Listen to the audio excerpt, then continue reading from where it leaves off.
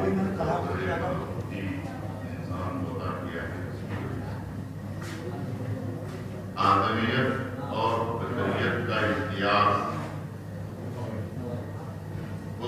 یہ پانی کی وجہ سے ہے جو اللہ نے انسانیت کو وجہ دیا ہے کہ جس کی وجہ سے انسان دیگر سے ممتاز حیثیت کا حامل ہوتا ہے، جس کی وجہ سے انسان کہلاتا ہے۔ بشریت کا دار و مدار، انسانیت کا دار و مدار ہی اسی پر۔ انسان فرزند والد ہے طبیعت جہان کا، نیچر کا فرزند والد ہے انسان۔ اس کی میں تشبیہ اور مثال میں پیش کرتا ہوں کہ اس لیے اپنے سے نسبت دے رہا ہوں کہ خاص پر سرے تمثیل و تشبیہ میں کہ آپ 4 بیٹوں کا تصور کریں۔ اس کے پہلے بیٹے کا نام جمال کو مثال کے طور، ایک بیٹا مثال کے طور پر وہ ہے جو نومولود ہے، جو ابھی گہوارے میں، جس کو احساس حرارت اور برودت بھی بڑی مشکل سے ہوتا ہے، گرمی اور سردی کا احساس بھی مشکل سے ہوتا ہے، جو ابھی گہوارے میں۔ ایک وہ بیٹا ہے جو رینگ رہا، ایک تیسرا بیٹا ہے جو کھیل کود میں مشغول ہے، جو شور مچایا ہوا ہے۔ یہ 3 بیٹے ہوئے۔ چوتھا بیٹا وہ ہے جو بالغ ہے، عاقل ہے۔ اب گھر کا انتظام اور گھر کی چابیاں اگر کسی بیٹے کے حوالے کرنا چاہتے ہیں تو اس کے حوالے نہیں کریں گے تو بھی گہوارے، اس کے حوالے بھی نہیں کریں گے تو بھی رین رہا، اس کے حوالے بھی نہیں کریں گے کہ جو اونٹ پٹھان حرکتیں کر رہا ہے اس کے حوالے بھی نہیں کریں گے، بلکہ اس کے حوالے کریں گے جو عاقل ہے، جو بالغ ہے، مرحلہ بلوغ میں پہنچ چکا ہے۔ تو مرحلہ بلوغ میں انسان اکیلا ہے، اور یہ تینوں بیٹے جو ہیں وہ مرحلہ بلوغ میں نہیں پہنچے ہیں، نابالغ ہیں، نابالغ تینوں بیٹے نابالغ ہیں۔ تو یہ تینوں انسانی مرحلے کو درک نہیں کر سکتے۔ جماعت کی مثال اس گہوارے کے بچے کی جیسی ہے، نبات کی مثال اس رینگنے والے بچے کی طرح ہے، حیوان کی مثال اس نابالغ لڑکے کی طرح ہے کہ جو کھیل کود میں مشغول ہے، لیکن عقل و شعور سے بے بہرا ہے تینوں کے تینوں کے پاس بلوغ کی صلاحیت نہیں ہے، رشد نہیں ہے۔ تو اب جس کے پاس بلوغ نہ ہو، جو بالغ نہ ہو، اس کو انتظام کی صلاحیت اور نہیں ہوتی ہے، اور اس کو ذمہ دار نہیں بنایا جاتا ہے۔ تو معلوم یہ ہوا کہ اس کے ہاتھ میں چابیاں دی جائیں گی، اس کو ذمہ داری سونپی جائے گی کہ جو عاقل ہو، جو بالغ ہو۔ انسان کے سر پر لطف کرمنا کا جو تاج رکھا گیا ہے، یہ اس کے بلوغ کی علامت ہے، یہ اس کے فہم کی علامت ہے، یہ اس کا امتیاز ہے جو دیگر بھائیوں سے وہ ممتاز ہے۔ مخلوقات آدم سے جو چیز اسے علیحدہ کر کے ایک خاص امتیاز عطا کر رہی ہے، اس گوہر ملکوتی کا نام، اس جوہر ملکوتی کا نام کہ جو انسان کو شعور بخشتا ہے، اس جوہر کا نام عقل ہے۔ عزیزان گرامی، جس کی وجہ سے انسان کو خلیفہ بنایا گیا، جس کی وجہ سے انسان کے لیے کہا گیا کہ ہم نے ہر چیز کو تمہارے لیے خلق کیا ہے۔ وَسَخَّرَ لَكُم مَّا فِي السَّمَاوَاتِ وَمَا فِي الْأَرْضِ، کہ جتنی چیزیں زمین و آسمان میں ہیں ہم نے تمہارے لیے مسخر کر دیا۔ وَخَلَقَ لَكُم، ہم نے تمہارے ہمارے لیے خلق کیا ہے. یعنی انسان کی خدمت میں یہ جتنے حیوان اور جانور ہیں یہ سر جھکائے ہوئے ہیں, اپنی پشت دیے ہوئے ہیں انسان کو کہ جو چاہے ان پر سوار ہو جائے. یہ درخت ان کی خدمت میں کھڑے ہوئے ہیں ہاتھ باندھ کر کہ انسان جو میوہ چاہے اس درخت سے اتار لے اور نوش فرما لے. یہ جماعت, یہ نبات, یہ حیوان, یہ پوری کائنات, یہ ذرے, یہ کہکشاں, یہ سب کے سب انسان کے لیے خلق کیے گئے, انسان کی خدمت میں ہے. تو آخر انسان کو وہ کون سا امتیاز حاصل ہے کہ جس کی وجہ سے تمام کے تمام جانور اس کی خدمت میں لگے ہوئے ہیں؟ وہ کون سا امتیاز انسان کو حاصل ہے جس کی وجہ سے تمام جانور اس کی خدمت میں لگے ہوئے ہیں؟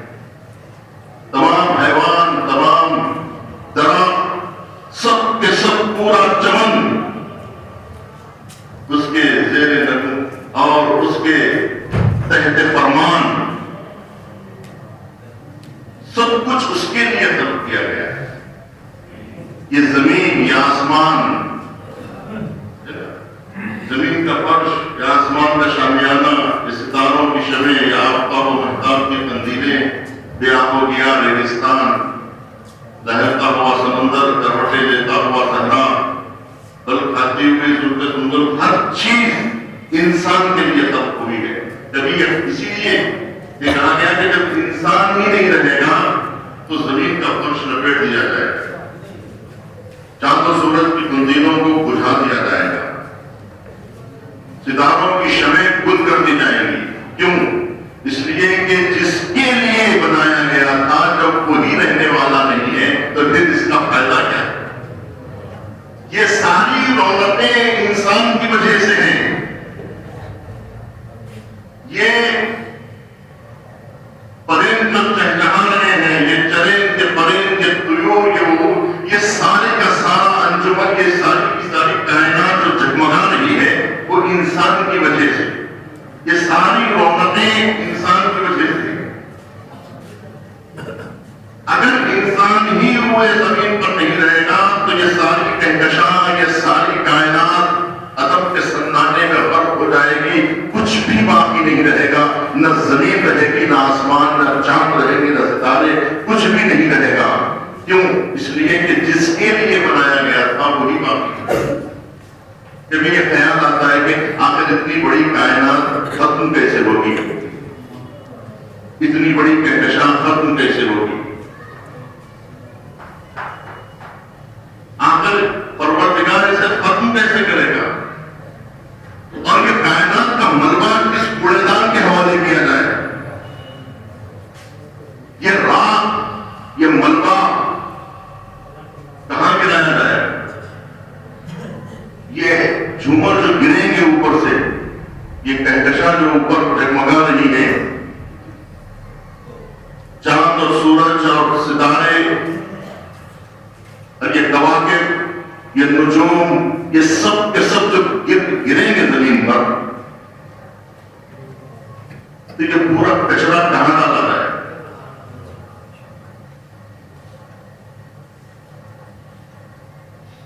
کیسے بنی یہ الگ بات ہے, کیونکہ اب تو بن چکی ہے. مسئلہ یہ ہے کہ ختم کیسے ہوگی. اس کے لیے ایک چھوٹی سی مثال پھر وہی کہوں گا کہ خاک پر سرے تمثیل و من و تشبیہ من, کہ میری مثال پر خاک کو, میری تشبیہ کا خاک کو, کہ اس سے کہیں بلند ہے. یہ بتا دیں کہ اللہ سبحانہ و تعالیٰ کے فعل اور اللہ سبحانہ و تعالیٰ کے کام کو ہم سمجھ سکیں کہ کیسے اس نے ایجاد کیا, یہ بھی نہیں سمجھ سکتے, اور کیسے وہ ختم کرے گا یہ بھی ہم تصور نہیں کر سکتے. اب جیسے آپ یہاں بیٹھے ہوئے ہیں, بہت سارے لوگ ایسے ہوں گے کہ جو تقریر سننا ہی نہیں چاہتے ہوں, جن کی توجہ ادھر نہ ہو, تو اب وہ اپنے خیالات میں گم ہو جائیں گے. بیٹھے بیٹھے لوگ کہیں اور خیالات کی دنیا میں گم ہو جاتے ہیں. تخیل کو باندھ کے رکھنا بہت مشکل کام ہے. تخیل میں ہمیشہ ٹھہراؤ نہیں ہوتا. اب یہ تخیلات کی دنیا میں جب انسان کھو جاتا ہے، تصورات کی دنیا میں بہنے لگتا ہے، تو اپنے ذہن میں کچھ شہر بنانے لگتا ہے، ملک تعمیر کرنے لگتا ہے. اور کوئی شہر آگرہ بھی بنتا ہوگا تو اس میں تاج محل بھی بنا لے گا. تو اب یہ جو شہر بن رہے ہیں ذہن کے اندر، یہ جو ملک تعمیر ہو رہے ہیں، یہ جو سڑکیں بن رہی ہیں، یہ جو مکانات بن رہے ہیں، یہ پوری دنیا چند لحظوں میں انسان کے دماغ میں تعمیر ہو جاتی ہے. تخیلات کی دنیا ایک جگمگاتا ہوا شہر، ایک جگمگاتا ہوا ملک، ایک جگمگاتی ہوئی دنیا خلق کر لیتا ہے چند منٹوں میں. جب کوئی اس کا شانہ پکڑ کے ہلاتا ہے تو ایک لہجے میں وہ ساری کی ساری عمارتیں زمین پاس ہو جاتی ہے. میں پوچھتا ہوں وہ مروا گیا کہاں؟ آپ کہتے ہیں وہ تھا کہاں؟ میں پوچھتا ہوں وہ گیا کہاں؟ آپ کہتے ہیں وہ تھا کہاں؟ میں پوچھتا ہوں وہ ملک کیا ہوا جو ابھی آپ نے بنایا تھا؟ وہ شہر کیا ہوا جسے آپ نے تعمیر کیا تھا؟ وہ عمارتیں کہاں گئیں؟ وہ تاج محل کیا ہوا؟ تو آپ کہتے وہ تاج محل تھا کہاں؟ میرے ذہن کی تخیلات کی لے جب تک چلتی رہی وہ سب کچھ جگمگاتا رہا، لیکن جیسے ہی لے ٹوٹی اور جیسے ہی توجہ ہٹی، پوری کی پوری دنیا تہس نہس ہو گئی. ایک لمحے میں جیسے کچھ رہا ہی نہ ہو. آپ کہیں گے وہ ملبہ کہاں گرا؟ آپ کہیں گے وہ تھا ہی نہیں. اگر تھا تو پھر اسی ایک رابطے کی بنیاد پر تھا. تو اگر کائنات باقی ہے تو اس حی القیوم سے رابطے کی بنیاد پر باقی ہے. جب تک حیات ملتی رہے گی تو حیات کہلائے گی. جب رشتہ حیات منقطع ہو جائے گا، عدم کی سناٹے میں پوری کائنات غرق ہو جائے گی جیسے بنی ہی نہ ہو. سب کچھ ختم ہو جائے گا جیسے کچھ رہا ہی نہ ہو. ڈھونڈتے رہ جائیے، کچھ نہیں ملنے والا ہے. کوئی ذرے ملنے والے نہیں، کوئی نشانات ملنے والے نہیں، کوئی نقوش ملنے والے نہیں. پوری کی پوری دنیا سمیٹ دی جائے گی. ایک لہجے میں ایک جھٹکا لگے گا، کائنات ختم ہو جائے گی. عدم کے سناٹے میں ہر چیز گم ہو جائے گی، کچھ بھی باقی نہیں رہے گا. معلوم یہ ہوا نہ انسان باقی ہے نہ حیوان باقی ہے، سب چلے گئے. جس کے لیے بنایا تھا وہی نہ رہے. یہ انسان کے لیے اللہ سبحانہ و تعالیٰ نے خلق کیا ہے. تو عزیزان گرامی، ہر انسان کے لیے نہیں، کیونکہ کتنے انسان ایسے ہیں کہ جو حیوانوں کی فہرست میں ہیں، ابھی دنیا توہم میں ہے، ابھی دنیا تخیل میں ہے. یہ اتنی بڑی جگمگاتی ہوئی دنیا جو آپ 21ویں صدی میں دیکھ رہے ہیں، یہ تخیل بشر کا کرشمہ ہے. یہ تخیلات انسانی کا کرشمہ ہے. یہ تخیلات بشر نے اتنی ترقی کی، اتنی ترقی کی کہ جتنے علوم اس وقت حاصل کر رہا ہے انسان، یہ صرف تخیلاتی علوم ہے، خیالاتی علوم ہے. اس میں کہیں پر بھی حقائق آپ کو نہیں ملیں گے، حقیقت نہیں ملے گی. علم تو ایک نقطہ تھا جسے جاہلوں نے بڑھا دیا. ہم یونیورسٹیوں میں جو پڑھتے ہیں، ہم جو کالج میں پڑھتے ہیں، یہ ان کا قول، یہ ان کا قول، یہ انہوں نے یہ کہا، انہوں نے وہ کہا، انہوں نے یہ کہا. یہ سب کے سب تخیلات ہیں، حقیقت کچھ نہیں ہے. اگر افلاطون عالم تھا تو اس کے نظریات کو ارسطو نے باطل کر کے اس کو جاہل کیوں قرار دے دیا؟ اگر وہ لوگ عالم تھے تو آنے والے لوگوں نے انہیں جاہل کیسے ثابت کر دیا؟ تو اب کتنے مفکرین ایسے ہیں کہ جن کے سارے نظریات کو باطل قرار دے دیا گیا. تو پھر علم کس حقیقت کا نام ہے؟ تو معلوم یہ ہوا کہ یہ سب تخیلات کی بنیادوں پر سب کچھ ہوا ہے. یہ جتنی ترقی ہوئی ہے یہ انسانی عقل کا کرشمہ نہیں. عقل کو تو انسان نے چھیڑا ہی نہیں ہے، عقل کو تو انسان نے چھوڑا بھی نہیں ہے. دنیا یہ سمجھ رہی ہے کیونکہ ہم نے اتنی جو ترقی کی ہے وہ یہ سمجھ رہے ہیں کہ یہ ہم نے عقل کی بنیاد پر ترقی کی ہے. جانوروں نے اس لیے نہیں کی ہے کہ جانوروں کے پاس وہ صلاحیتیں عقل و تفکر نہیں ہے جو ہمارے یہاں ہے. تو لہذا حیوان جو محروم ہوئے ہیں وہ عقل نہ رکھنے کی وجہ سے مکانات سے محروم ہوئے, دکانوں سے محروم ہوئے, لباس سے محروم ہوئے, ٹیکنالوجی سے محروم ہوئے, ترقیات سے محروم ہوئے. اس لیے ہوئے کہ ان کے پاس عقل نہیں تھی. نہیں, تخیل بشر اور تخیلات حیوان میں فرق ہے. تخیلات حیوان اور تخیلات بشر کے فرق کی وجہ سے اتنا بڑا فرق واضح ہوا ہے. لیکن اب بھی اس تخیلات کی مدد سے انسان آگے نہیں بڑھا ہے. یہ غلط فہمی ہوئی ہے کہ انسان نے ترقی کی ہے. یہ جو تمدن نے ترقی کی ہے, یہ جو ثقافت بدلی ہے, یہ سب کچھ جو آپ کو بدلا ہوا محسوس ہو رہا ہے کہ مکانات بدل گئے, دکانیں بدل گئیں, لباس بدل گیا, کپڑا بدل گیا. آج ہی بچوں کے سامنے میں خطاب کر رہا تھا کہ یہ جو ترقی آپ دیکھ رہے ہیں یہ کس چیز کی ترقی ہے. وسائل بدلے ہیں. انسان جو پہلے تھا وہی انسان آج بھی ہے. انسانی اخلاق نہیں بدلے, انسانی علم, انسانی فہم, انسانی کردار نہیں تبدیل ہوا. انسان نہیں بدلا. انسان کے باہر کی چیزیں تبدیل ہوئی ہیں. کپڑا انسان کے باہر کی چیز ہے, مکان انسان کے باہر ہے, وسائل انسان کے باہر ہے. ترقی کس بات کی ہوئی ہے؟ سائیکل پر انسان چلتا تھا, سائیکل کا انسان اس وقت موٹر کار میں گھوم رہا ہے. موٹر میں بیٹھنے والے, کار میں بیٹھنے والے اس وقت جہاز میں اڑ رہے ہیں. ترقی کس کی ہوئی ہے؟ ترقی جو ہوئی ہے وہ سواری نے ترقی کی ہے.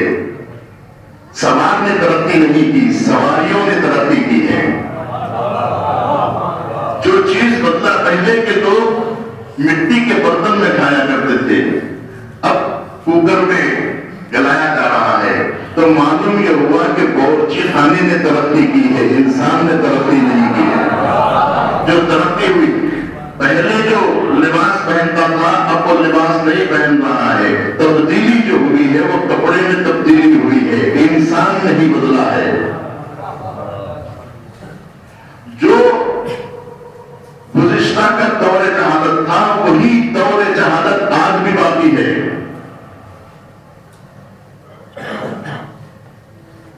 وہی بغض, وہی حسد, وہی بغض, وہی اناد, وہی کینہ, وہی برائیاں, وہی غرور, وہی تکبر, وہی ناانصافی, وہی بے عدالتی, وہی کبر, وہی نخوت, ہر چیز وہی ہے. تو پھر انسان کہاں بدلا؟ جب انسان نہیں بدلا تو اس کا مطلب یہ ہے کہ یہ تمام چیزیں جو آپ دیکھ رہے ہیں, انسان کے ہاتھ میں جو ٹیلی فون ہے یا انسان نے جو کمپیوٹر ایجاد کیا ہے, یہ سب انسان کے باہر کی چیز ہے. یہ انسان کے باہر کی تمام چیزیں جو مادی وسائل ہیں یہ سب تخیلات بشر کا کرشمہ ہے. انسان کی عقل نے ابھی انسانی عقل استعمال نہیں ہوئی ہے. انسانی عقل کا مطلب کیا ہے؟ عقل تعریف جو کی گئی ہے روایتوں میں وہ اصل میں کیا ہے؟ یہ جو جوہر ملکوتی ہے وہ کیا ہے؟ العقل ما عبد به الرحمن. عقل وہ ہے کہ جس کے ذریعے سے رحمان کی عبادت کی جاتی ہے, مقتصبہ به الجنان, کہ جس کے ذریعے سے جنت حاصل کی جاتی ہے. عقل وہ ہے کہ جس کے ذریعے سے اللہ کی عبادت کی جاتی ہے. انسان اپنے معبود کو سمجھتا ہے. عبادت انسان کے اندر تحقق ایجاد کرتی ہے. لباس نہیں بدلتی, انسان کو بدل دیتی ہے. عبادت انسان کو بدل دیتی ہے. اطاعت انسان کو بدل دیتی ہے. اخلاق انسان کو بدل دیتا ہے. کردار انسان کو بدل دیتا ہے. جنت کا حصول انسان کی فکر میں تبدیلی واقع کر دیتا ہے، تو پھر انسان دنیا کی طرف نہیں آخرت کی طرف دوڑتا ہے۔ تو دنیا کی طرف دوڑنے والے حیوان ہوتے ہیں، آخرت کی طرف جانے والے انسان ہوتے ہیں۔ انسان کو اللہ نے عقل دی ہے تاکہ انسان معراج کی منزلوں کو طے کر سکے، تاکہ انسان آخرت کا راستہ طے کر سکے، تاکہ انسان کمالات انسانی سے آشنا ہو سکے۔ اس کے لیے اللہ نے عقل کی روشنی دی ہے تاکہ اس کی انسانیت میں تبدیلی آ سکے۔ اگر انسان نہیں بدل رہا ہے تو اس کا مطلب یہ ہے کہ اس نے عقل کو استعمال نہیں کیا ہے۔ عقل کو اگر استعمال کر لیا جائے گا تو جہازوں کی ضرورت نہیں پڑے گی، انسان خود طیور عرض کرنے لگے گا۔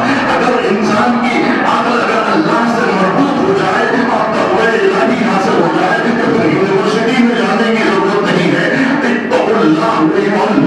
اللہ کی منزل آتی ہے کہ تم تقوی اختیار کرو، اللہ تمہیں علم عطا کرے گا، کیونکہ علم عطا کرنے والا اللہ کی ذات ہے، اللہ علم عطا کرتا ہے۔ اتقوا اللہ یعلمکم اللہ، تم تقوی اختیار کرو، اللہ تمہیں علم دے گا۔ تو گویا جب عقل انسانی، دیکھیے یہ جو قرآن مجید نازل ہوا ہے یہ تخیلات بشر کی پہ نازل نہیں ہوا ہے، عقول انسانی پہ نازل ہوا ہے، اور خطاب جو کیا گیا ہے صاحبان عقل سے خطاب کیا گیا ہے۔ قرآن مجید صاحبان عقل سے خطاب کر رہا ہے۔ عقل رکھنے والے انسانوں، تمام انسان نہیں ہے، ہر انسان جو عقل سے کام نہیں لیتا ہے وہ چوپایوں سے بھی زیادہ بدتر ہے۔ ان شر الدواب عند اللہ، اللہ کے نزدیک چوپایوں میں سب سے زیادہ بدترین جانور وہ ہیں جو عقل سے کام نہیں لیتے۔ کتنے بے عقل لوگ ہیں کہ جن کو ہم جہنم میں ڈال دیں گے، وہ لوگ جو عقل سے کام نہیں لیتے، وہ انسان کہلانے کے لائق نہیں ہے۔ وہ آدمی ذات تو ہے لیکن انسان نہیں ہے۔ ہر آدمی ہوتا ہے، ہر آدمی انسان نہیں ہوتا۔ آدمی کو انسان بننے کے لیے عقل کا استعمال کرنا پڑتا ہے، اور عقل کا آغاز عبادت الرحمن سے شروع ہوتا ہے اور جنت کے اقتصاد پہ جا کے ختم ہوتا ہے۔ اگر انسان جنت کا حصول نہ کرے تو پھر وہ انسان نہیں ہے۔ تو اب جتنی خوبیاں بشر میں پیدا ہوتی ہیں وہ جوہر عقل کی وجہ سے ہے۔ ساری خوبیاں جو انسان کے اندر آتی ہیں وہ صرف اور صرف عقل و فہم کی وجہ سے ہے، معرفت کی وجہ سے ہے۔ یہ معرفت ان کو حاصل ہوتی ہے جن کے پاس عقل ہوتی ہے۔ جو لوگ عبادت کرنے والے لوگ ہیں، وہ لوگ جو دنیا سے کٹے ہوئے ہیں، آخرت سے جڑے ہوئے ہیں، وہ لوگ جو حصول کمالات انسانی اور صفات انسانی کو حاصل کرنے میں لگے ہوئے ہیں، وہ پیٹ بھرنے کی نہیں بلکہ عقل اور فطانت کے لیے کوشش کرتے ہیں۔ اور فطانت ایک جگہ پہ جمع نہیں ہو سکتے، یعنی بدن اور عقل ایک جگہ پہ جمع نہیں۔ بدن شکمپوری کا نام ہے اور فطانت جو ہے ذہانت کا نام ہے۔ ذہانت کے ٹائپ کی غذا اور ہے، شکم کی غذا اور ہے۔ تو شکم کی غذا میں انسان اور حیوان دونوں شریک ہے۔ جس چیز میں انسان حیوانوں سے الگ ہو جاتا ہے وہ انسان کی عقل و فکر ہے۔ تو اب ہمیں فیصلہ کرنا ہے کہ ہمارا کام عقلانی ہے یا نہیں ہے۔ ہم جو بھی کام کرتے ہیں وہ منطقی کام ہے یا نہیں ہے۔ ہم جو کچھ بھی کرتے ہیں وہ عقل و فکر کے مطابق ہے یا نہیں ہے، یہ ہمیں سوچنا ہوگا۔ کوئی آ کے ہم سے یہ نہ کہے کہ تمہارا یہ کام عقل کے خلاف ہے، تمہارا یہ کام انسانیت کے خلاف ہے۔ کوئی عدالت، کوئی ملت، کوئی قوم ہم کو یہ نہیں کہنا چاہیے کہ آپ کا یہ کام عقلانی نہیں ہے، عقل و منطق کی اساس اور میزان پر یہ چیز نہیں تلتی ہے، کوئی ہمیں نہ کہے، بلکہ ہم خود فیصلہ کریں کہ ہم جو کچھ بھی کریں وہ ہمارا کام عقل و منطق کے مطابق ہو۔ عقل کا کام الگ ہے، عقل اور خیال میں بہت پر میں یہ سوچتا ہوں، یہ آپ کی سوچ تخیل ہے. میں یہ سمجھتا ہوں آپ کی سمجھ آپ کا تخیل ہے.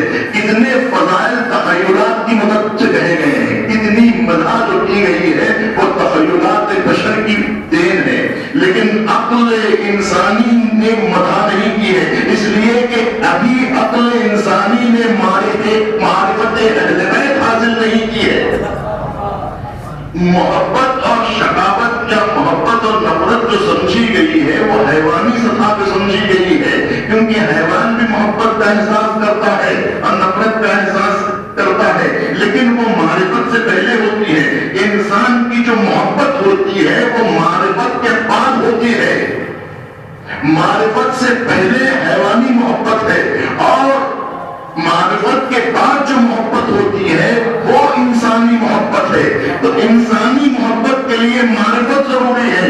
اسی لیے ائمہ نے کہا کہ جو ہماری معرفت حاصل کرے گا, یعنی ہماری عظمتوں کا دیدار کرے گا, وہ ہمارے کمالات کا مشاہدہ کرے گا. تو جب مشاہدہ کرے گا, معرفت حاصل ہوگی تو وہ ہم سے محبت کرنے لگے گی. ایک حدیث قدسی میں ہے, اور حدیث قدسی کہ عموماً جو ہے وہ اسناد جو ہے وہ معتبر نہیں ہوتے, لیکن بہرحال یہ مشہور حدیث ہے کہ من عرفنی احبنی, کہ جو میری معرفت حاصل کرتا ہے وہ مجھ سے محبت کرنے لگتا ہے.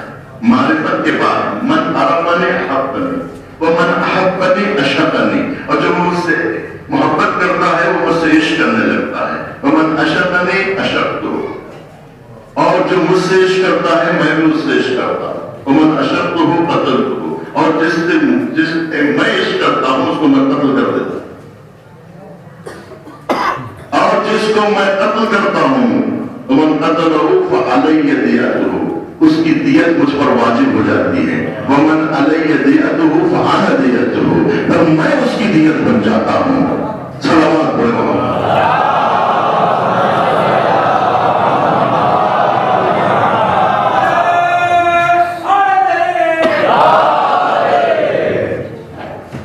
ہمارے مذہب کی شناخت علماء تشریف فرما ہے, اس لیے میں وہ باتیں دیکھیے.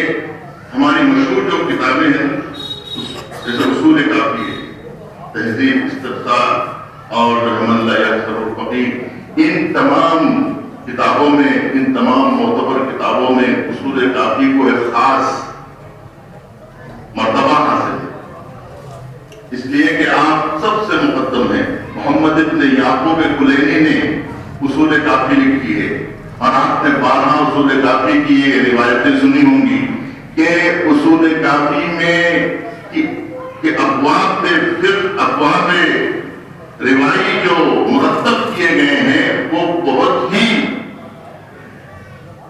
اس اعتبار سے مرتب کیے گئے ہیں کہ جس میں ان کا سلیقہ بھی شامل ہے اور ان کے مذہب کی کہ جو امتیازات ہیں وہ بھی اس میں عکاسی کرتے ہیں. تو جو اقوام مرتب کیے ہیں اس میں پہلا باب جو محمد ابن یعقوب کلینی نے لکھا ہے وہ ہے باب العقل والجہل, کتاب العقل والجہل, کہ عقل اور جہل سے مربوط روایتیں لکھی ہیں, جس میں سے آپ کئی روایتیں آپ سن چکے ہوں گے کہ جب اللہ سبحانہ و تعالیٰ نے عقل کو خلق کیا تو اس سے کہا آگے آ تو وہ آگے آئی, جب اس سے کہا پیچھے جا تو وہ پیچھے چلی گئی, اور جب جہل سے کہا آگے آ تو وہ آگے تو آیا, لیکن جب اس سے کہا گیا پیچھے جا تو اس نے انکار کر دیا, تمرد کیا اور بغاوت کی اور بات کو نہیں مانا.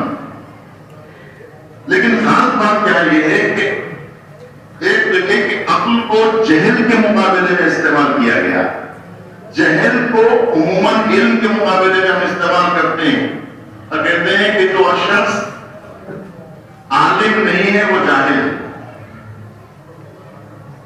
یا جاہل ہے یا عالم ہے, جبکہ یہاں یہ کہا جا رہا ہے کہ ہو سکتا ہے کہ وہ شخص عالم نہ ہو مگر جاہل بھی نہ ہو. اگر عاقل ہے تو جاہل نہیں ہے,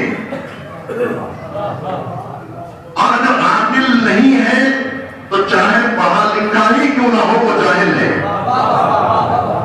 اسی لیے کہتے ہیں کہ پڑھا لکھا جاہل اور ان پڑھ جاہل. کچھ لوگ پڑھے لکھے جاہل ہوتے ہیں, کچھ لوگ پڑھے لکھے نہیں ہوتے ہیں مگر جاہل بھی نہیں کہتا. کیوں؟ اس لیے کہ عقل مند ہوتے ہیں. جو عقل مند ہوتے ہیں ان کو جاہل نہیں کہا جاتا. علم حاصل ہی کیا جاتا ہے عقل مند بننے کے لیے, عقل کی تقویت کے لیے علم حاصل کیا جاتا ہے. اگر عقل کو بالائے طاق رکھ دیا جائے تو پھر انسان عالم بن ہی نہیں سکتا. جہالت کے گھٹا ٹوپ اندھیروں میں بھٹکتا رہے گا لیکن کبھی بھی وہ عالم نہیں بن سکتا. اس لیے کہ عالم بننے کے لیے اسے جہالت کے دائرے سے باہر آنا ضروری ہے. اسی لیے کہا جاتا ہے کہ اگر تمہیں سوال کرنا ہو تو الجھنے کے لیے سوال مت کرو بلکہ کچھ حاصل کرنے کے لیے سوال کرو.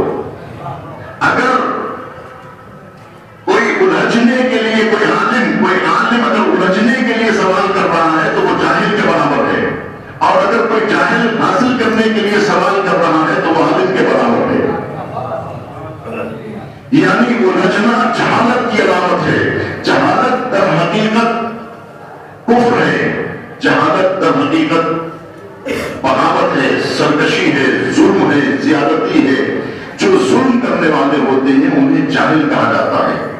جن کے ہاں انسانی صفات نہیں ہوتے انہیں جاہل کہا جاتا ہے. جن کے ہاں اخلاق نہیں ہوتے, جن کے ہاں کردار نہیں ہوتا, جو جھوٹ بولنے والے ہوتے ہیں انہیں جاہل کہا جاتا ہے. جو مذاق اڑانے والے ہوتے ہیں انہیں جاہل کہا جاتا ہے.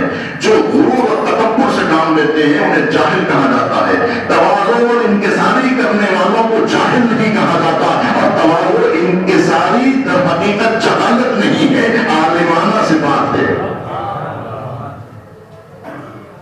تو جس کے پاس تواضع ہو, جس کے پاس انکساری ہو, جس کے پاس سچائی ہو, جس کے پاس حکمت ہو, جس کے پاس اخلاق ہو, جس کے پاس کردار ہو, جس کے پاس سخاوت ہو, جس کے پاس امانت ہو, جس کے پاس دیانت ہو, وہ جاہل نہیں ہوتے. وہ قوم جاہل نہیں ہوتی جو سرکش نہیں ہے. اتباع کرنے والے, اطاعت کرنے والے, عبادت کرنے والے جاہل نہیں ہوتے. اس لیے کہ عبادت کرنے والے مطیع و فرمانبردار ہوتے ہیں. جو مطیع و فرمانبردار ہو وہ عاقل ہوتے ہیں, جاہل نہیں ہوتے. اسی لیے کہا کہ جہالت اور ہے, عقل اور ہے.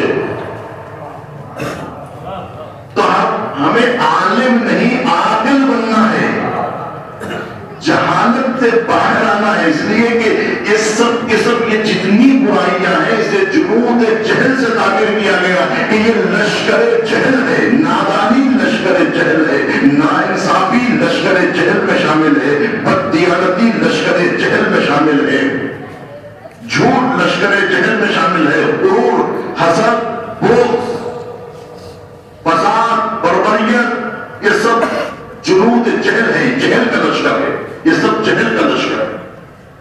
عقل کا لشکر کیا ہے؟ حکمت, علم, تدبر, تفکر, تواضع, انکساری. یہ سب کے سب سچائی, عدالت, ایمان, امانت داری, شجاعت, یہ سب لشکر عقل میں شامل ہے. یعنی عقل ساری نیکیوں اور تمام اچھائیوں کا مرکز ہے. جتنی خوبیاں ہیں وہ حاصل ہوتی ہیں عقل کی وجہ سے. یہ سب کے سب عقل کی وجہ سے. انسانی صفات, انسانی کردار, یہ تمام کی تمام خوبیاں اس کا محور انسانی عقل و تفکر ہے. وہ لوگ جو معرفت نہیں رکھتے, جو عقل نہیں رکھتے. ایک شخص بہت عبادت کرنے والا تھا, حضور سے آ کے کسی نے کہا یا رسول اللہ وہ بہت سجدے کرتا ہے, بہت عبادت کرتا ہے, بہت ریاضت کرتا ہے, کیف عقلہ, اس کی عقل کیسی ہے؟ جاہل معرفت کا سجدہ ضروری ہے، معرفت کی عبادت چاہیے.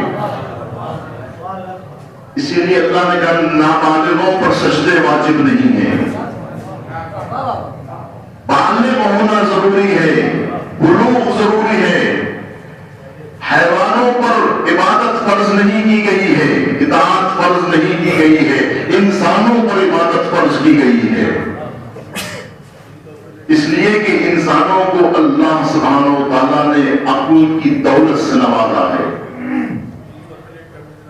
اور عقل وہ ہے جو جہالت سے روکے، ناانصافی سے روکے، بے عدالتی سے روکے، جھوٹ و مکر و فریب سے روکے.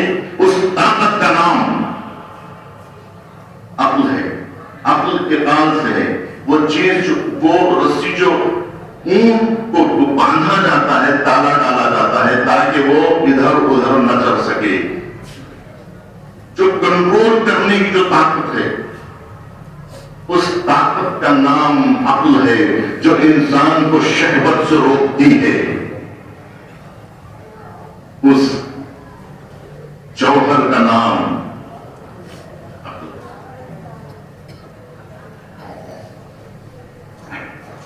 ہر چیز کا اعتبار جو ہے وہ عقل کی وجہ سے ہے. انسان دیکھتا ہے تو یہ بصارت کا جو اعتبار ہے وہ عقل کی وجہ سے. آنکھ کھلی ہوئی ہو اور آپ دیکھ رہے ہو تو اس کو دیکھنا نہیں کہا جاتا جب تک کہ آپ کی توجہ نہ ہو، جب تک کہ آپ کی عقل کام نہ کر رہی ہو.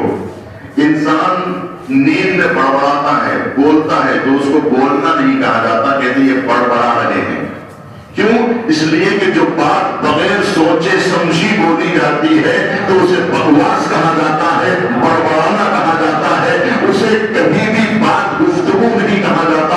اس لیے کہ گفتگو، عقل مند جب گفتگو کرتا ہے تو اسی کو گفتگو کہا جاتا ہے. یعنی زبان کا اعتبار عقل کی وجہ سے ہے، سماعت کا اعتبار عقل کی وجہ سے ہے، بصارت کا اعتبار عقل کی وجہ سے ہے. اگر عقل ہے تو بصارت کا اعتبار باقی ہے، اگر عقل ہے تو سماعت کا اعتبار باقی ہے، اگر عقل ہے تو گویائی کا اعتبار باقی ہے، ورنہ زبان کا اعتبار ختم ہو جائے گا. کیوں؟ اس لیے کہ جو باتیں عاقلانہ نہ ہو وہ بکواس. جس نگاہ میں عقلانیت نہ ہو وہ نگاہ نہیں ہے، وہ بصارت نہیں ہے، وہ سماعت نہیں ہے.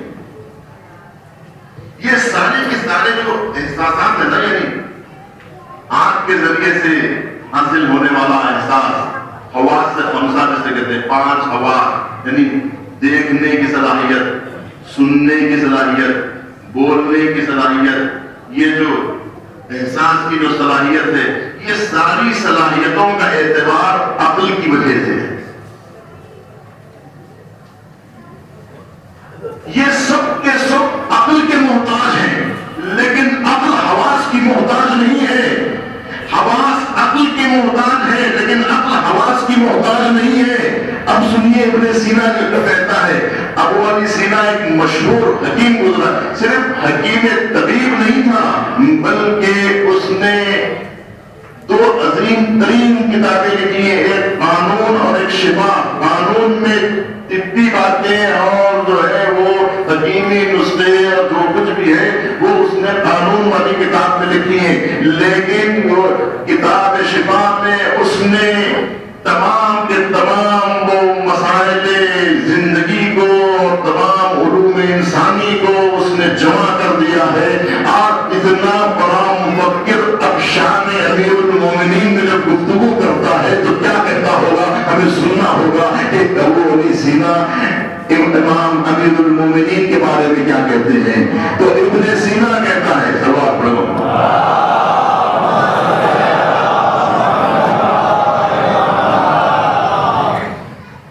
ابن سینا کہتا ہے کہ اصحاب نبی کے درمیان میں امیر المومنین کی حیثیت ایسی ہی ہے جیسے حواس کے درمیان میں عقل کی جو عظمت ہوتی ہے. جو عقل کو جو اہمیت اصحاب نبی کے درمیان حواس کے درمیان میں جو عقل کو عظمت حاصل ہے، وہی جو فرق حواس اور عقل کا ہے، وہی فرق اصحاب نبی اور علی کے درمیان میں ہے۔ علی مثل عقل کے ہیں اصحاب کے درمیان میں، کہ اصحاب حواس جیسے ہے، کوئی آنکھ ہے، کوئی کان ہے، کوئی ناک ہے، کوئی زبان ہے، لیکن اسلام کی عقل کا نام علی ہے، پیکر عقل کا نام علی ہے۔ اس کا مطلب یہ ہوا کہ تمام کے تمام حواس عقل کی محتاج ہے، عقل حواس کی محتاج نہیں ہے۔ اصحاب علی کے محتاج ہے، علی اصحاب کے محتاج نہیں ہے، علی اصحاب کے محتاج نہیں ہے۔ خلیل احمد فہری بھی اسی قسم کی بات کہتا ہے کہ امیر المومنین کی امامت کے سلسلے میں جب دلیل پوچھا گیا کہ آپ کے پاس کیا دلیل ہے، تو کہا احتیاج الکل الیہ، کہ سب کے سب علی کے محتاج ہیں۔ وہ استغناہ، اور امیر المومنین ان سب سے مستغنی ہیں۔ امیر المومنین کل سے مستغنی ہیں۔ یہ دلیل ہے اس بات کی کہ علی کل سے افضل ہے۔ سلامات پڑھنا ہوں۔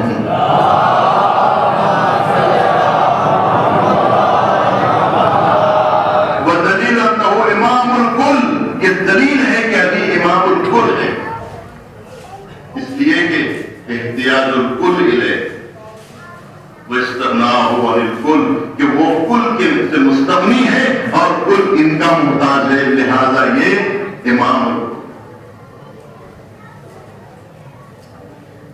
بڑی بڑی شخصیتوں نے بڑے بڑے جملے کہے ہیں، اس طرح مثال کے طور پر صاحب بن سوحان کہتے ہیں کہ امیر المومنین کے متعلق کہتے ہیں کہ علی کو خلافت کی ضرورت نہیں تھی، بلکہ خلافت کو علی کی ضرورت تھی۔ علی محتاج خلافت نہیں تھے، علی کو خلافت نے زینت نہیں بخشی، بلکہ خلافت کو علی نے زینت بخشی۔ علی نے خلافت کو قبول کر کے خلافت کی لاج بچا لی، لیکن خلافت علی کو مل کر علی کی عظمتوں میں چار چاند نہ لگا سکی، یعنی خلافت نے علی کو کچھ نہیں دیا، علی نے خلافت کو سب کچھ دیا۔ ابن ابی الحدیث معتزلی تو یہاں تک کہتا ہے کہ جس طرح سے قرآن مجید کے چند مقامات ایسے آتے ہیں جہاں سجدہ کرنا واجب ہو جاتا ہے، اسی طرح سے نہج البلاغہ میں چند مقامات ایسے آتے ہیں جہاں بے اختیار سجدہ کرنے کو جی چاہتا ہے۔ یعنی امیر المومنین کی علم اور ان کی حکمت کے وہ گوہر، وہ جواہر پارے اس کتاب میں ہیں کہ امیر المومنین نے تشبیہات، تمثیلات، استعارات اور کنایات کے درخت اس قدر پیوستگی کے ساتھ نصب فرما دیے ہیں کہ اس شاہراہ سے گزرنے والا کوئی بھی مسافر مجادلے اور مغالطے کی اس جولابار دھوپ سے جھلس نہیں سکتا۔ یہ ہے امیر المومنین کا علم، یہ ہے ان کی حکمت۔ جب امیر المومنین کے علم کے متعلق ابن عباس سے پوچھا گیا کہ آپ کے نزدیک امیر المومنین کا علم کیسا ہے، تو کہا تم نے قطرہ دیکھا ہے، کہا تم سمندر کو قدرت کرتے ہو، تو کہا کہ جو قطرے اور سمندر کے درمیان میں ہے بس سمجھو وہی فرق میرے اور علی کے درمیان میں ہے، میں قطرہ کو، علی علم کا سمندر ہے۔ صلوات پڑھ لو۔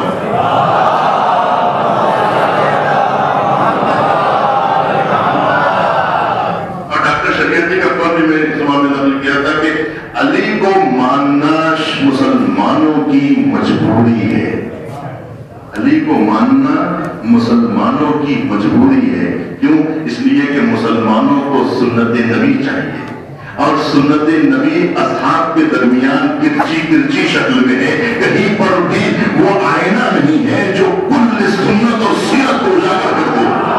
جو سراپا سنت نبی کو جو آئینہ منعکس کرتا ہے وہ ذات امیر المومنین ہے کہ کردار نبی منتشر ہے اصحاب کے درمیان، سمتا ہوا ہے ذات علی ابن ابی طالب میں۔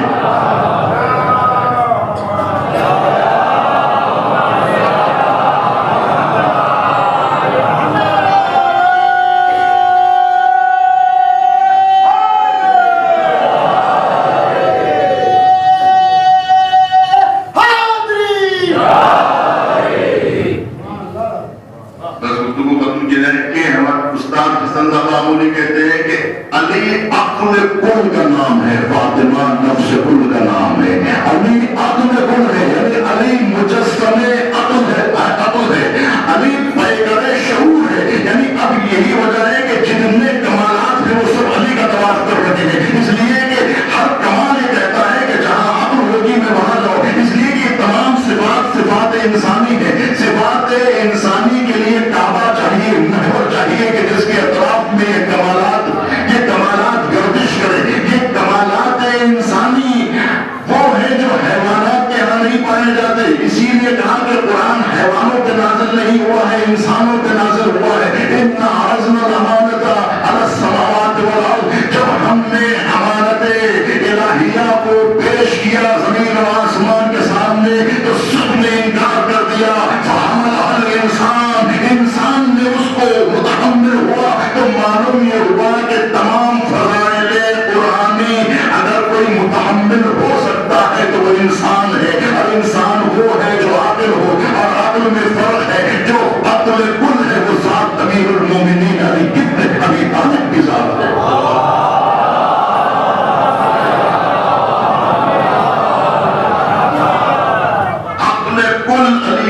لہذا سارے فضائل و کمالات علی کا طواف کر رہے ہیں. اسی لیے کہا علی کعبے کی مثل ہے. جس طرح سے کعبے کے اطراف میں چکر کاٹا جاتا ہے، اسی طرح علی مثل کعبہ ہے. سخاوت ہو، شجاعت ہو، علی کا طواف کر رہی ہے. عدالت علی کا طواف کر رہی ہے، امانت علی کا طواف کر رہی ہے، دیانت علی کا طواف کر رہی ہے، حیا علی کا طواف کر رہی ہے، شریعت علی کا طواف کر رہی ہے. یہ روایت بھی آپ کو سورہ کافی میں ملے گی کہ جب کہا گیا حیا اور دین سے کہ تم کہاں ہوگے، تو کہا جہاں عقل ہوگی ہم وہاں رہیں گے. یعنی جہاں عقل ہوگی وہاں حیا ہوگی، جہاں عقل ہوگی وہاں دین ہوگا. تو جہاں علی ہوں گے وہاں حیا ہوگی، جہاں علی ہوں گے وہاں عظمت ہوگی، جہاں علی ہوں گے وہاں طہارت ہوگی، جہاں علی ہوں گے وہاں شرافت ہوگی، جہاں علی ہوں گے وہاں کردار ہوگا، جہاں علی ہوں گے وہاں اخلاق ہوگا. اب اگر علی سے محبت کرنا ہے تو پھر ان تمام کمالات کے حامل ہونا ہوگا. اور جب تک کہ آپ کے پاس عقل نہیں آئے گی، آپ عاقل نہیں بنیں گے، آپ کے اندر انسانی صفات نہیں پیدا ہو سکتے. عاقل اگر ہو گیا انسان تو پھر جاہل نہیں رہے گا. جب جاہل نہیں رہا تو نجاست خود بہت دور ہو گئی، سرکشی خود بہت دور ہو گئی، ناانصافی خود بہت دور ہو گئی، جھوٹ خود بہت دور ہو گیا، سب کچھ ختم ہو گیا. اس لیے کہ آپ عاقل ہو گئے.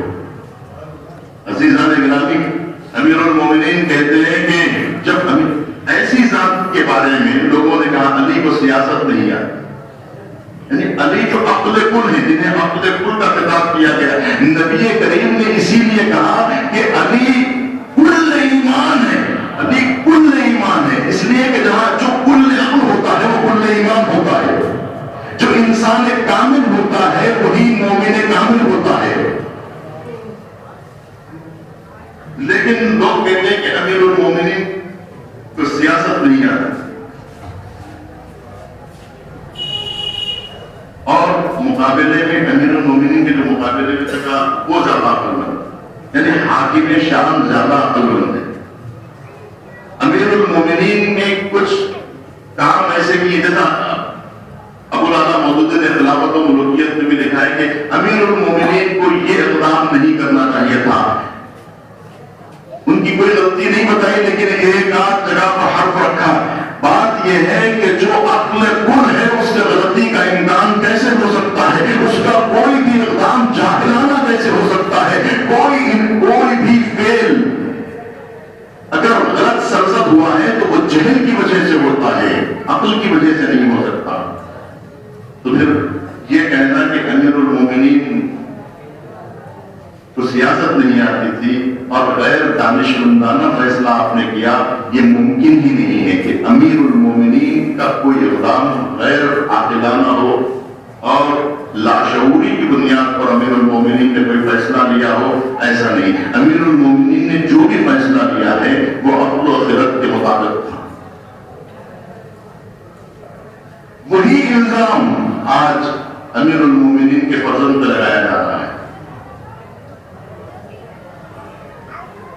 کہ آپ کو کوئی اقدام نہیں کرنا چاہیے تھا. جب اصحاب آپ کو روک رہے تھے، جب ابن عباس روک رہے تھے، جب ابن جعفر روک رہے تھے، جب محمد حنفیہ روک رہے تھے، جب عبداللہ ابن عمر روک رہے تھے، عبد الرحمن ابن ابی بکر روک رہے تھے، جب اتنی بڑی شخصیتیں آپ کو روک رہی تھی، تو آپ نے یہ اقدام کیوں کیا؟ آپ کو یہ اقدام نعوذ باللہ نہیں کرنا چاہیے تھا. لیکن لوگ نہیں جانتے ہیں کہ امام حسین نے جو کچھ بھی کیا ہے وہ سب کا اقدام عاقلانہ تھا. امام حسین سب سوچ سمجھ کے آگے بڑھ رہے تھے. کربلا کی خوبصورتی آپ کو نہیں بتاتی کہ یہ اقدام پورے شعور کے ساتھ کیا گیا ہے. کربلا جو بنائی گئی ہے سوچ سمجھ کے بنائی گئی ہے. ایسے شخص نے نہیں بنائی ہے کہ جو حیران و پریشان ہو، جس کی عقل کام نہ کر رہی ہو، جس کے حواس معطل ہو گئے ہوں، جس کا ذہن کام نہ کر رہا ہو، جو عاقل نہ ہو. غیر عاقلانہ فعل آپ کو کربلا میں نہیں ملے گا. کربلا اس قدر شعور کے ساتھ بنائی گئی ہے. کربلا کو بنانے کے لیے حسین نے بہت محنت کی ہے. ایک ایک قدم، ایک ایک فیصلہ امام حسین کا مکے سے نکل کر کوفے آنے تک اور مدینے سے مکہ جانے تک جتنے فیصلے امام حسین نے لیے، مکے سے جس دن حرکت امام نے کی وہ دن سب کے اوپر تحقیق کرنے کی ضرورت ہے. تو جب بھی آپ تحقیق کریں گے تو آپ کو پتا چلے گا کہ امام حسین نے جو بھی فیصلہ کیا ہے. ایک مشہور سیاستدان کا قول ہے کہ سیاست بس دو ہی جملوں کا نام ہے: صحیح وقت میں صحیح فیصلہ. سیاست دو ہی جملوں کا نام ہے: صحیح وقت میں صحیح فیصلہ. صحیح وقت میں صحیح فیصلہ آیا امام حسین نے کیا یا نہیں کیا؟ جس وقت جو کام کرنا تھا امام حسین نے وہی کیا. جس دن نکلنا چاہیے تھا یوم ترویہ، جس دن لوگ مکہ چھوڑتے ہیں مینا جانے کے لیے، عرفات کی طرف کوچ کرنے کے لیے، حاجی جس وقت مکہ چھوڑتے ہیں حج کرنے کے لیے، حسین نے اسی دن مکہ چھوڑا کربلا جانے کے لیے. تو امام حسین علیہ السلام نے جو دن کا انتخاب کیا وہ کتنا سوچ سمجھ کے کیا ہے. تو آپ کہیں گے کہ امام حسین کا کوئی فعل ایسا تھا نعوذ باللہ جو لاشعوری کی حالت میں اٹھایا گیا ہو، حیران و پریشان انسان اٹھایا ہو؟ امام حسین نے جو بھی فیصلہ لیا ہے وہ عقل انسانی کے بالکل مطابق تھا. بہت سوچ سمجھ کے فیصلہ کیا ہے، لیکن اس فیصلے کو حیوانی نگاہوں سے نہیں دیکھا جا سکتا. حیوانی فکر اس ارتقاء کو نہیں سمجھ سکتی جس ارتقاء پر حسین باعث تھے. حسین نے وہی کیا جو حسین کو کرنا تھا جو وہی کیا. آخر حسین نے بدلہ دغا کا لے لیا. آخر حسین نے بیعت کے طالبوں نے دیا تھا حسن کو زہر، بیعت کو زہر دے دیا. آخر حسین نے بیعت کو زہر دے دیا. آخر حسین نے علیہ السلام نے وہی کیا جو امام حسین کو کیا. اگر امام حسین اپنی جان بچانے کے لیے غاروں کا رخ کرتے، گوشے تنہائی کا رخ کرتے، اندھیروں کا رخ کرتے، کسی گوشے تنہائی میں بیٹھ کر اپنی جان بچانا چاہتے، تو دنیا اس کو عاقلانہ فیصلہ سمجھتی. عبداللہ ابن زبیر نے وہی کیا، عبداللہ ابن عمر نے وہی کیا. عبداللہ ابن عمر نے مدینے کے باہر خیمہ ڈال دیا اور عبادت میں مشغول ہو گئے، یہ بتانے کے لیے کہ میں نذبردار ہو گیا ہوں، میں تو اللہ کی عبادت میں مشغول ہوں. ابن زبیر مکے کے اندر خانہ کعبہ میں جا کے چھپے تھے، لیکن وہاں ان کا قتل ہوا یا نہیں ہوا. مسئلہ یہ نہیں ہے کہ جان بچانا عقل مندی ہے، بلکہ امام حسین نے کہا عقل مندی یہی ہے کہ مدینہ چھوڑا جائے، موت کا تعاقب کیا جائے. دنیا موت سے فرار اختیار کرتی ہے، حسین موت کو ڈھونڈتے ہوئے کربلا پہنچے. لوگ غاروں کا رخ کرتے ہیں اپنی جان بچانے کے لیے، اپنے بچوں کو سمیٹ کے لوگ کسی غار میں چھپنے کے بارے میں سوچتے ہیں. حسین میدان میں آ گئے. اس لیے کہ امام حسین کا جو فیصلہ تھا وہ عاقلانہ فیصلہ تھا. یہ بات کی تاریخوں میں واضح ہو گیا. اگر حسین بیعت نہ کر کے مدینے میں بیٹھے رہتے تو پھر جس طرح سے یزید نے قتل امام حسین کے بعد میں مدینے کی اینٹ سے اینٹ بجا دی اور مدینے میں صحابیات کے ساتھ زنا ہوا اور استبل بنا دیا گیا تھا اور مدینے کی بے حرمتی کی گئی تھی، تو کیا اتنے صحابہ کی بے حرمتی ہوئی مدینے میں؟ یزید نے کیا یا نہیں کیا؟ مدینے پہ حملہ ہوا یا نہیں ہوا؟ خانہ کعبہ کو جلایا گیا یا نہیں جلایا گیا؟ تو معلوم یہ ہوا کہ یہ اقدام جو امام حسین نے کیا تھا بہت سوچ سمجھ کے فیصلہ کیا تھا. امام حسین کا فیصلہ عاقلانہ فیصلہ. یزید سب سے بڑا جاہل تھا، کند ناداش تھا. یزید جہالت کا اندھیرا تھا. یزید نہایت ہی ناعاقبت اندیش تھا.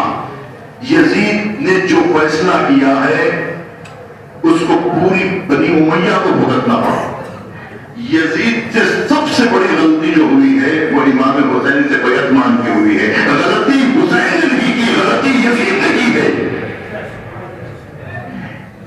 بیعت نہ کر کے امام حسین نے جو فیصلہ کیا وہ صحیح فیصلہ تھا، اور بیعت مان کے جو یزید نے فیصلہ کیا وہ غلط فیصلہ تھا. تاریخ نے ثابت کر دیا کہ یزید چونکہ جاہل تھا لہذا جاہلانہ اقدام کیا. یزید کی جہالت اور دولت کا نشہ اور غرور میں چور ہو کے یزید نے پوری تاریخ بنی امیہ کو رسوا کر دیا. یزید کا باپ اور دادا نے جو بھرم باقی رکھا تھا یزید نے اسے چکنا چور کر دیا. امام حسین علیہ السلام اس انتظار میں تھے کہ جہالت کھل کے سامنے آئے اور جاہل ایسا اقدام ضرور کرے گا. امام حسین کمین میں بیٹھے ہوئے تھے کہ یزید ایسی حرکت ضرور کرے گا جو اس کے باپ نے نہیں کیا تھا، جو اس کے دادا نے نہیں کیا تھا، وہ کام یزید کرے گا. کیونکہ امام حسین جانتے تھے کہ یزید جہالت کا مجسمہ ہے، اس لیے کہ یزید کے اندر جہالت کوٹ کے بھری ہوئی ہے. یزید سرکش ہے، یزید نااہل ہے، نادان ہے، بے وقوف ہے. یہ بے وقوف والی حرکت ضرور کرے گا اور اس نے کیا. اور جیسے بھی حرکت کیا امام حسین نے جو سوچا سمجھا ہوا پلان امام حسین کے ذہن میں تھا اسے آگے بڑھانا شروع کیا. جب بلایا تو امام حسین اکیلے نہیں گئے، بنی ہاشم کے ساتھ گئے. پوری تاریخ آپ پڑھتے رہیے تو آپ کو معلوم ہوگا کہ کوئی بھی قدم امام حسین نے ایسا نہیں اٹھایا. امام حسین موت سے ڈر کر بنی ہاشم کو ساتھ نہیں لے گئے تھے، لیکن حسین مدینے میں شہید نہیں ہونا چاہ رہے تھے دربار ولید میں، بلکہ حسین کربلا کا انتظار کر رہے تھے. تو کربلا حسین کے ذہن میں تھی اور کربلا کو حسین نے بنایا، کربلا کو یزید نے نہیں بنایا. تو میں نے کل کہا تھا کہ یزید کی ذہن کی اپج نہیں ہے کربلا، بلکہ امام حسین کے شعور کا تابع ہے کربلا.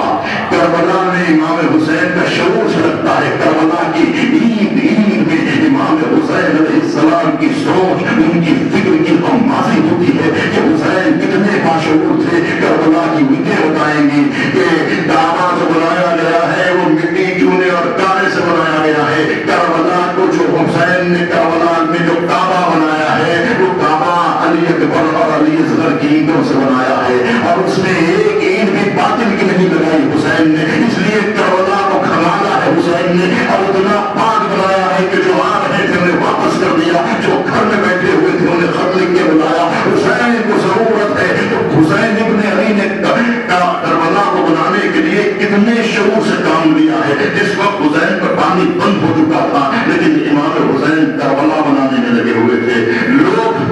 لوگ پانی بند کر رہے تھے. امام حسین کا شعور پیاس کی وجہ سے ختم نہیں ہوا بلکہ اور رہا.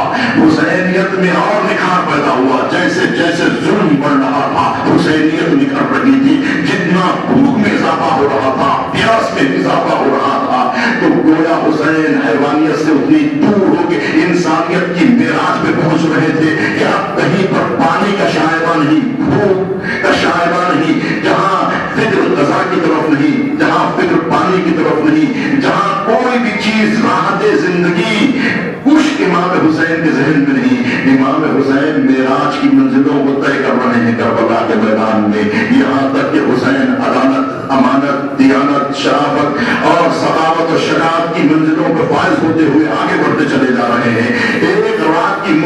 مانگی ہے حسین نے عبادت کے لیے، کربلا بنانے کے لیے، اس لیے کہ کربلا بنانی ہے تو حسین ابن علی جو ہر رات عبادت کرتے تھے، ایک رات کی مہلت اور مانگی، جبکہ بھوک میں اضافہ ہوا، پیاس میں اضافہ ہوا، لیکن حسین ہارے نہیں۔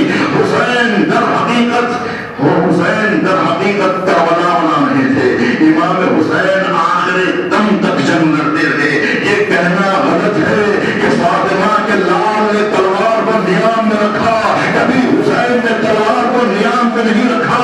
آخر وقت تک حسین جنگ کرتے رہے، یہاں تک کہ جب حسین گھوڑے سے زمین پر آئے تب بھی امام حسین کے پنجے میں در حقیقت تلوار موجود تھی۔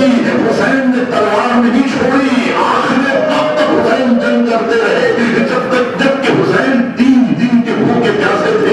اکبر کا لاشا اٹھا چکے تھے، علی اصغر کا لاشا اٹھا چکے تھے، عباس کے بازو اٹھا چکے تھے، اور محمد کے لاشیں اٹھا چکے تھے۔ اس کے باوجود بھی حسین نے ایسی جنگ لڑی ہے کہ تاریخ عالم میں ایسی جنگ دیکھنے کو نہیں ملی۔ حسین لڑتے ہوئے شہید ہوئے، حسین نے ظلم کے سامنے سر تسلیم خم نہیں کیے، حسین نے جہالت کے سامنے ان کو رسوا نہیں کیا، حسین جہالت کے سامنے سپرد نہیں ہوئے، حسین نے سر نہیں جھکایا، حسین غم نہیں ہوئے،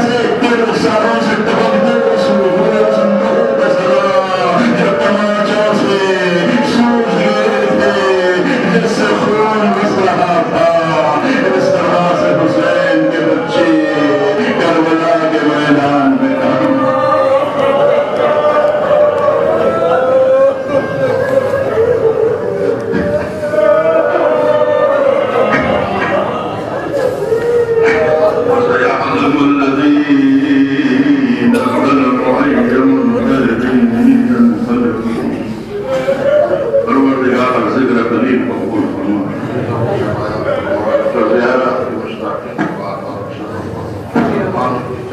عزت و آبرو کی حفاظت فرما. پرچم اسلام و مسلمین کو سرفراز فرما. دشمنان دین، دشمنان اسلام، خصوص امریکہ اسرائیل کو ذلیل و خوار فرما. ان کے ناپاک قدموں کو مقدس سرزمین سے دور فرما. کربلا سامرا نجف کی حفاظت فرما. امام نصرت جل اللہ تعالیٰ شریف کے ضرور.